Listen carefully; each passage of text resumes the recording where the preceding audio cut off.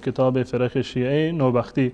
مهدی دیگری وجود داشته که برخی عباس هم از یکی از فرقه های کیسانی است و قال فرقه مثل قول الکیسانیه فی ابیه و بانه المهدی و انه حی لم يمت و انه یحیی الموتى و غلوا فيه فلما توفي ابو هاشم و عبدالله بن محمد الحنفیه تفرق اصحاب فرقا. بعد از حضرت محمد بن حنفیه که فرزند حضرت علی رضی الله تعالی عنه بود، یک گروه دیگر معتقد شدند که مهدی بعد از ایشون کسی نیست به جز فرزند محمد ابن حنفیه که اسمش بود که معروف بود به ابو هاشم عبدالله ابن محمد ابن الحنفیه. این گروه دومی بود که در این زمینه به وجود و تقریبا مهدی سوم هست.